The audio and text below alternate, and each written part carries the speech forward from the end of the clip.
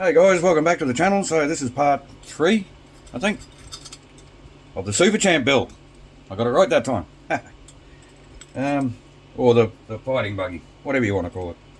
Right, we didn't get much done in the last episode. I'm sorry about that, but this is mainly due to me babbling on and making mistakes. But also we got everything out of the boxes and all of that good stuff. So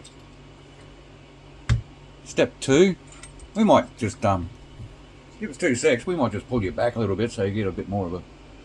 There you go, that's a little bit better. Is that better?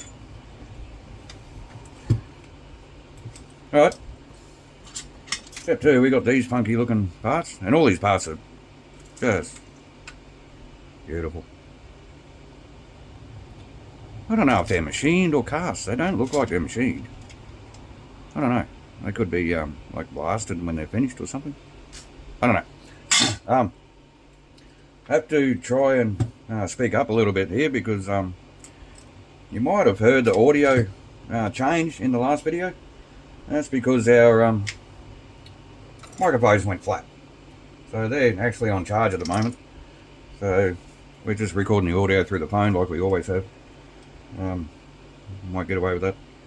So, once again, toothpick with the thread lock. Don't use these toothpicks as toothpicks after you've used them on the bloody thread lock. I can't imagine it tastes very good, and your teeth will probably stick together.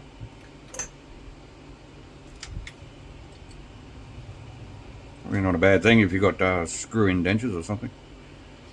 Alright, so thread lock in there, thread lock in this rod here. What are they calling it? Rear bumper rod. It's original. Alright, so thread lock again. The rag. Clean up. This rag gets used for pretty much everything.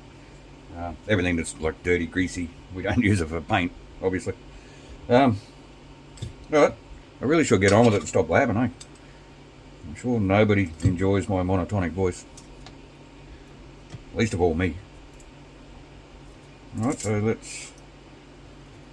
This is all that's in this step, is just these 2 side pieces and the rod. So I think I'm going to, again, leave everything loose to start with. We're going to need 2 different size hex drives for this one. So I think I'm just going to assemble one side first. I don't know if that pulls up where it needs to be once it's tightened up or not. Where'd that? There it is. Like I said, leave everything loose to start with. I don't know if the holes in this rod need to go in a particular direction. It doesn't say that it does. So, how do we know? I guess we don't. You see this is the movement when everything's loose. I don't know exactly which position it needs to be in, so I'm just going to wind that bar up. I just pulled both down so that they're at least even with each other, and I guess we're just going to try and get that as close to center as we can.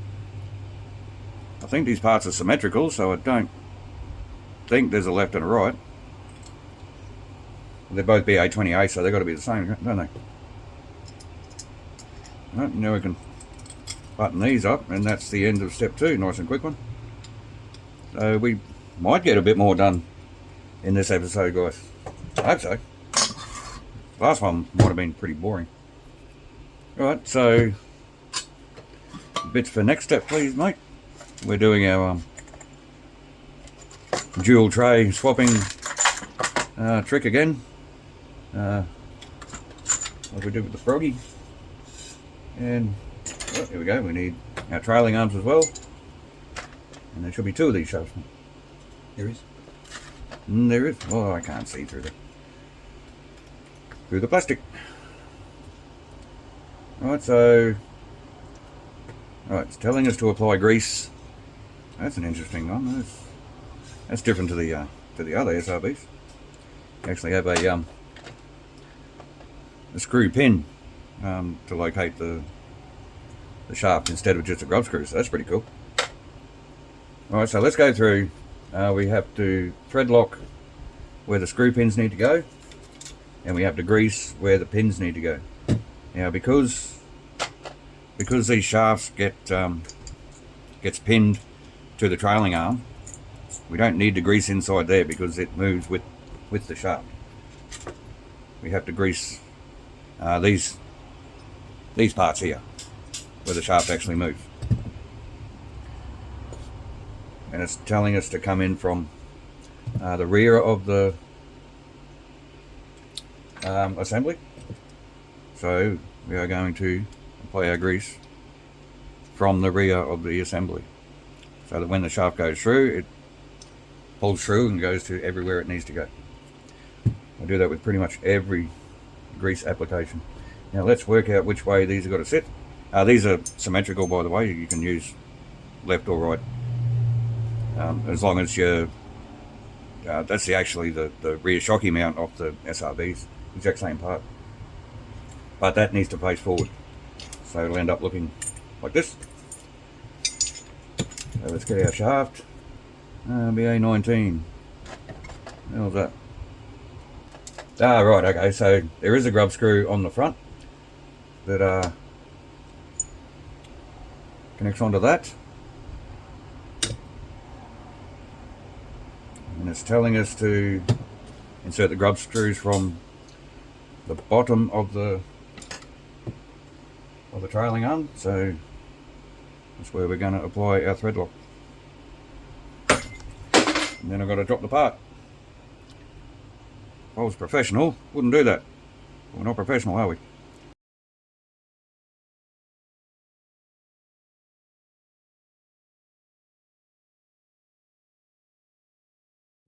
So I'm just going to screw this grub screw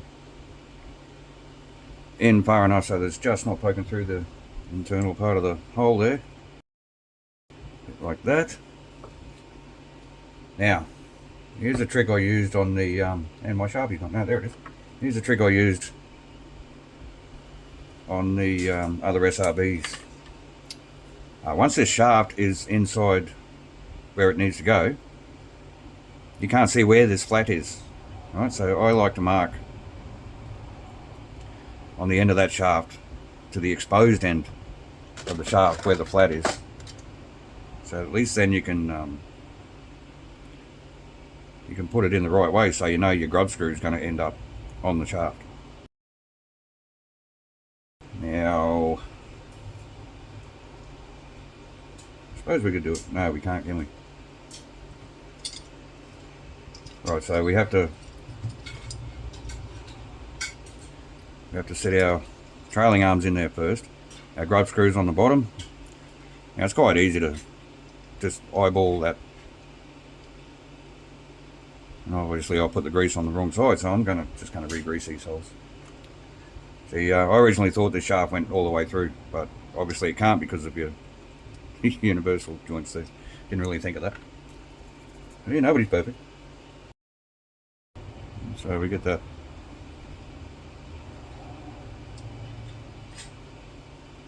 flat lined up. Obviously you can't see the Nico mark now because it's all covered in grease.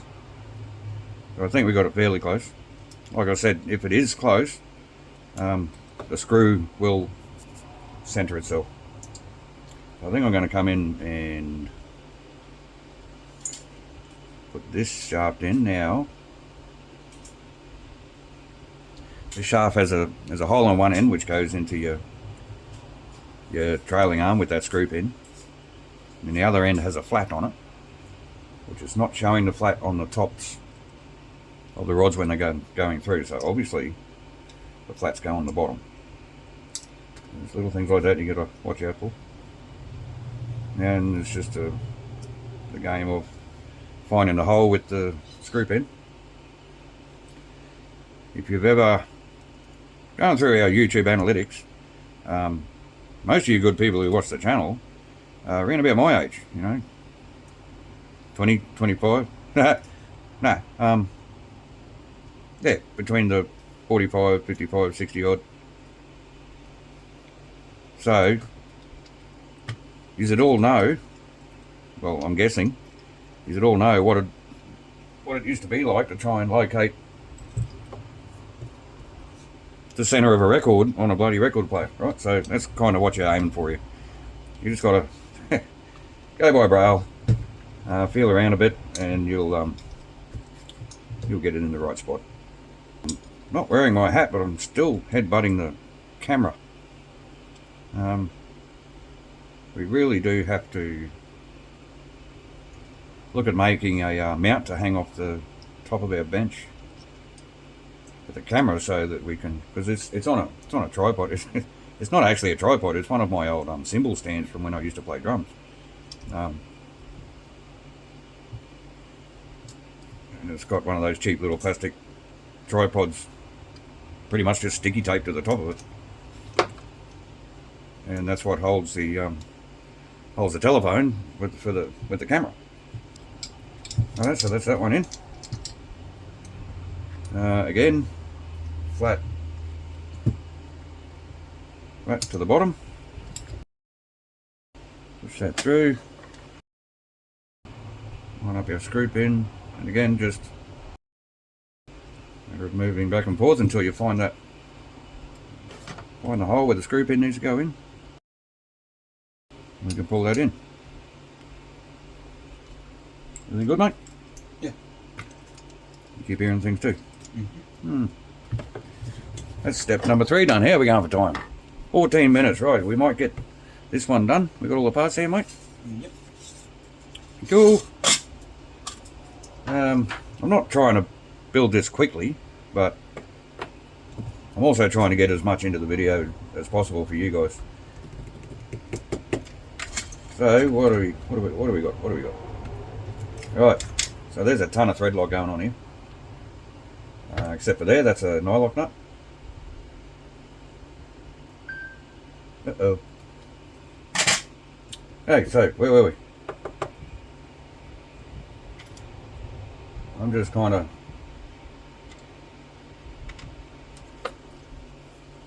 trying to plan ahead here. So this part here, which is again beautiful piece of aluminium, they'd have to be machined, wouldn't they? And then maybe bead blasted to get that texture on it. Anyway, sorry, I'm babbling on again. So we've got these two spacers, these two 3x6 screws that get screwed into, and they must be for something, but it's not telling us to thread lock them. I wonder why that is. Should we thread lock them? I don't even know what they're for. Alright, we'll do it anyway, just in case. It just says no direction, but that'd probably be for this part. Spacer. I don't see why thread lock would hurt it, so we'll chuck it in. Wipe off the excess. Get a screw with a spacer. Might bring the parts over here so I can actually. It's half the reason why I keep headbutting the camera and reaching over there for parts.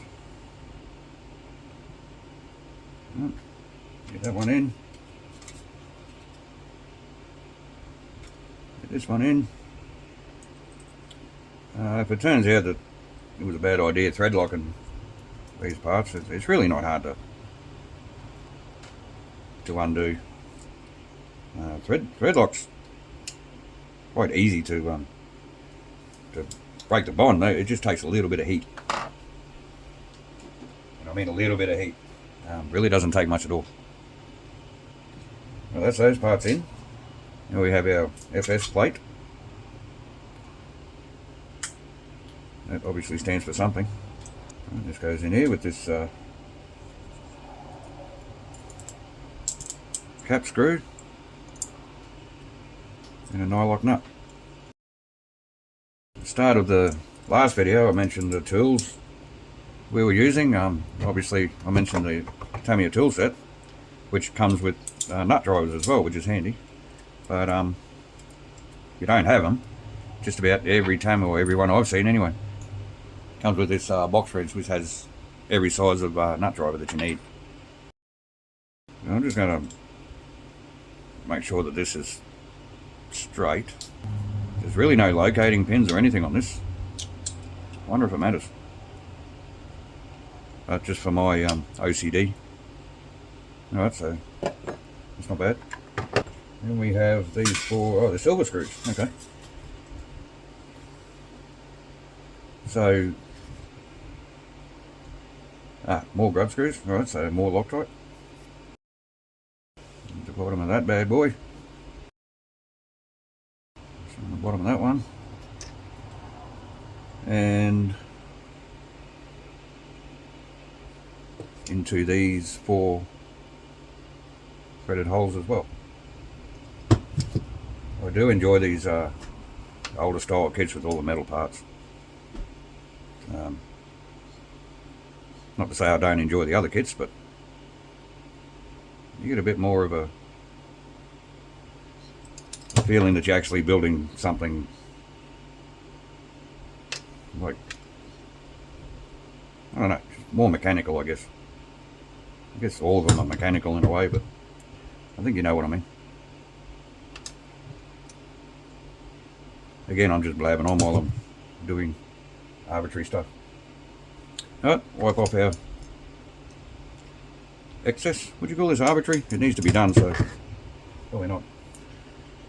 But again, you know what I mean. Right, so obviously these grub screws, I might just throw them in first. You can see I'm using all three size, what do you call these things? X drives. Which is interesting because in the kit they only give you two, unless they, oh no, there's three in there, sorry. Yep, righto. Right, there's that one.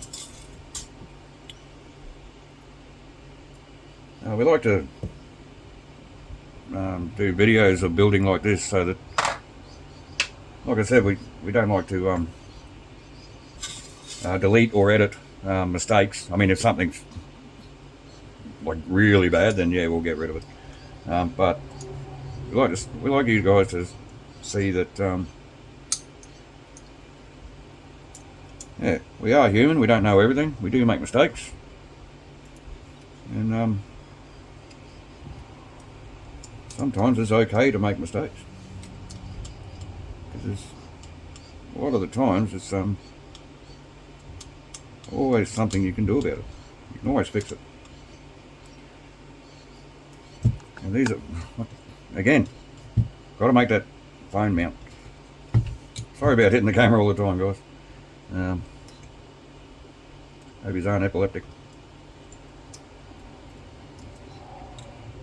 You even allowed to say that these days? I don't know. Seems like you're not allowed to say anything these days.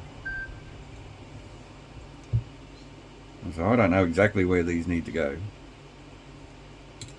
but I'm putting them there. Where they need to go on that flat part of the shaft, I mean. I'm just setting them the same. Like I said, it's really not hard to come back later on and break that thread lock. So that's obviously where your rear shock mounts up to. And all we got to do is chuck in these four screws. If I can get them in the hole.